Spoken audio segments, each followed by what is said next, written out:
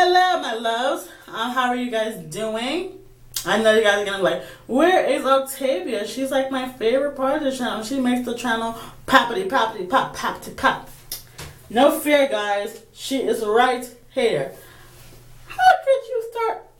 Sorry. How could you start a video without me? What is wrong with you, sister? I don't know. I thought she didn't want to be in this one. I want to be in all your videos, but. Well, she has a question for you guys. Listen up, because she's talking to you guys.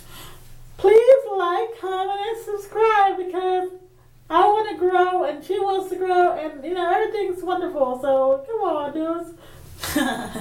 I love her. So, I don't know. Get you on TV. You're not having PCOS if you don't have this little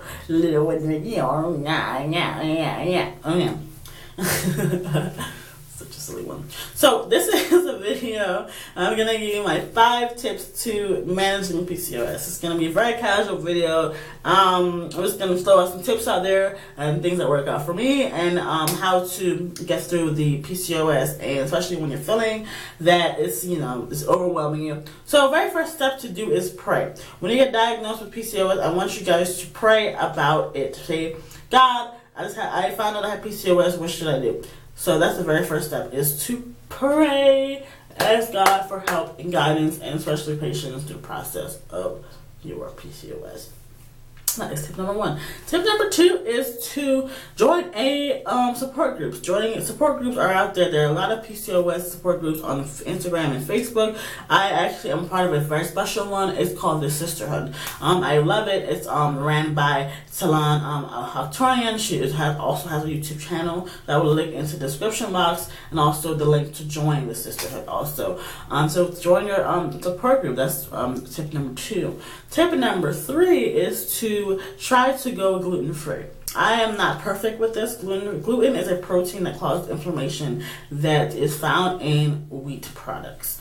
It's also found in a lot of seasonings. So when you're cooking, make sure you're not cooking with wheat. Wheat is an inflammatory protein. Well, not even wheat. Gluten is an inflammatory protein, and a lot of sisters are actually gluten intolerant, just like lactose intolerant. Gluten intolerant is also a thing as well. And cutting down on gluten will help you to reduce bloating and other tummy issues that we as sisters face. I'm actually gonna make a video in a couple days talking about PCOS and our gut health and how important it is to take care of that gut. So step number 3 would be going gluten free. Tip number 4 is to go dairy free. Dairy is also inflammatory. It has hormones in it, especially the dairy that we intake in America, which is a very, very genetically modified and also filled with hormones. I would also try to avoid dairy. I actually have a video coming up with some dairy free products. I found some dairy free ice cream, dairy free Cool Whip, dairy free yogurt, and dairy free milk that are all by a wonderful company that uses coconut milk instead of regular milk. Called So Delicious. Well, I'll be going through some couple options that I just found for living in a dairy-free lifestyle. So tip number 5, I will cut down on high-intensity cardio if you feel like you are plateauing. If you're doing high-intensity cardio and you feel like that you're losing weight and you're fine, then sure, keep doing it.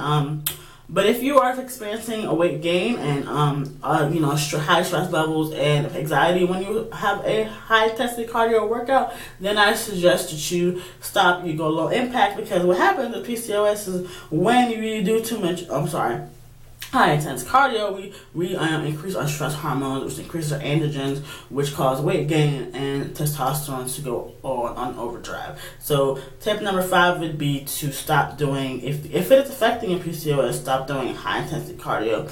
I do very slow weightlifting, I do yoga, and I do very low impact cardio like walking and slow jump roping and slow, everything is slow. If I do like a lot of weightlifting, I always put a little bit of time between sets. I will be trying to give you guys some workout videos, some workout tips in that arena, because I know that it's kind of confusing. You're like, oh, I want to lose weight, but you told me not to do cardio. I had the same reaction, but since being diagnosed PCOS and having all this success, now I understand why low impact and exercise is better for people with PCOS. If and only if you are having issues with it at the current. Some people PCOS, like Jillian Michaels has PCOS, and she makes all these 90-day shredded videos, and she's all hard cardio all the time. But not everybody has the same type of PCOS. So if you're listening to your body as always, and move on with it.